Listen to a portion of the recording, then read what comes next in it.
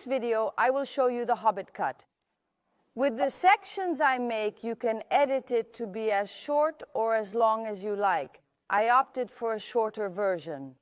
So I would say, watch along with me and get inspired. I start with the bangs. From there, I go to the hoof guide and then draw a straight line down just behind the ear. In this way, I've separated the different sections and can select different lengths. I begin at the rear. I project a guideline upward and select the desired length. Next, I cut it, and then I'll see if I've achieved the right length. Because the longer you leave it, the softer the movement in the neck becomes. See, you can see it here. It's diagonal. That's the guideline for everything. However, I think it's still a bit too long, so I project it up again. Then I look at him again. Look, and my diagonal line is sharper. And then I also come to the back of the head with a shorter cut. This diagonal line serves as the guideline for the rest of the back section. I am cutting the hair, so it's always important to cut in front of your fingers where the tension is on the hair. I'm going just past my guideline. I locate the starting point, and with a smooth motion, I move down to follow the diagonal line. On the back of the head, I will soon create a straight line. This means that soon, when I reach the side, I will create extra length.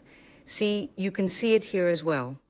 Then I project it backward to the side of the head, but to a straight guideline or a fixed guideline. This means that the section gets wider in my hands. And the more I move forward, the greater the distance from my guideline. So I believe that I am adding more length behind the ear. I would like to achieve that for this hairstyle as well. As I mentioned earlier, you can make this hairstyle very extreme, but also very soft. See, by keeping it diagonal, I'm maintaining some length in the neck. But later, I can also trim it shorter, so the differences are closer together. This makes it calmer. It depends on what your client wants. On the other side, I do exactly the same. So I look for my diagonal line that I created at the beginning. That is my guideline, and I connect it well. When you are going to cut her hair, ensure that it is properly conditioned. I washed it and then applied a conditioner. And also, while I am working, I keep the hair continuously wet, allowing my blade to slide through effortlessly. Always use a new blade, because what you don't want is to damage the hair and end up scraping it. So it should be one smooth motion. Once I have cut the whole back, I will check if I have finished evenly on both sides. See, you can also notice that says shape here. But see, I am lifting it up here because it is important for the top of my guideline that both lengths are indeed equal. Well, now it's positioned just above the ear, and I create that with a zigzag parting. Why? This way I can move in all directions. I attach the upper section to the part I just trimmed. See, you can notice that as well. There you can see my shortest point. And then I trim it in one straight line because I want there to be a connection in it. Then I take it forward. But if you want to work super extreme, then you cut the front very short, making the difference with the neck area larger, which makes it more extreme. I'm now projecting it forward. Look, I find my starting point and cut it diagonally to maintain a connection. To the top and side alignments facilitate smooth flow and enhance user-friendliness, improving the overall experience. On the other side, it's precisely the same. Therefore, I create that zigzag division. Then I project the top part upward and connect it to the back part I've already cut. Look, I grab my guide here. Then I trim it in one straight line. And then that zigzag pattern below. Yes, I'm connecting that now, but you can be creative with it however you like.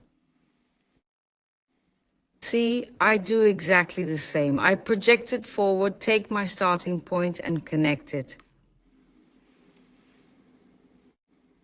I choose to cut the bangs a bit shorter now. I pinch it to the center so that the outer edges of the bangs cover a slightly longer distance, and with the flat side of my knife, I cut it off in one go. Then you get something like so. Yes, a short and funky. Cut the bangs. And yes, you often see that with the Hobbit cut, where the pony section is definitely shorter. Then I head to the top, and my two outer lines serve as my guideline. Look, I can pull that up here. Then I grab the hair from the middle and connect it to that. I project all the hair outward toward that fixed guideline so that I keep a point on top. To have a point left, as there's a bit of extra length increase. If you want it to be super extreme, then you grab your guideline at the top of the head and project towards it.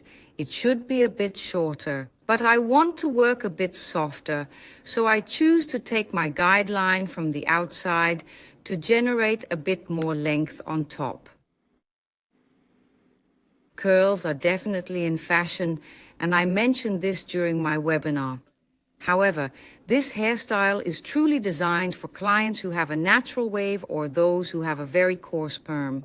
That Hobbit cut, just look at the images on Pinterest. It's all with a wave or curl in it. And then you might think, yes, but curls, you wouldn't cut that so quickly, right? Look, I only cut the outer part of the hair. I'm not cutting deep into the hair. Look, and since I'm really working with a new blade and well-conditioned hair, I can cut my section in one go, so I still get that little bit. Yes, you can definitely do that on curly hair. Sure, there are exceptions. Is it very fine? Is it frizzy hair? Yes, then I would cut it shorter. But if you have some sturdy hair and a nice curl, you can really cut it this way. I consistently follow the outer guideline and project all that hair toward it. Look, you can see that. I moved the rest of the hair away. I pulled it out, so by creating a bit of extra distance, I get a bit more length on top. Now the top length is a bit longer than the bangs, but I'll leave it that way. It falls a bit longer over the shorter bangs, but you also have the option to do that with your client. Clients with curly hair will always need to be educated on how to care for their hair and how to style it with the right products. Because that bundle needs to stay a beautiful, bouncy bundle. You don't want to create frizzy curls. We recently got the new line from Kis, the Kis Curls.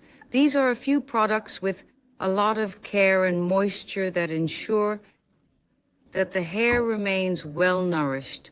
We have various lines, including a leave-in mask, leave-in conditioner, we have a hydrating conditioner and a wonderful shampoo.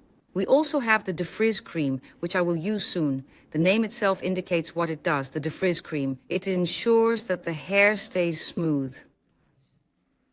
Here at the bottom, I'll take off a bit more because otherwise I find it a bit too extreme. It's also your own personality. Of course, you observe the client in the chair, but you can provide personalized advice on how soft or how extreme to go, how extreme you wish to go. To get the perfect blend, I apply the defrizz cream along with the twister. The twister is truly a curl cream that holds the bundle together and provides good bounce. I intentionally blend it with the defrizz cream to soften it slightly, as twister is indeed a somewhat sturdier product. Then I will use my diffuser to dry the hair very gently. And in this manner, we have captured the Hobbit cut, allowing you to make it as extreme as you desire. Have fun with it.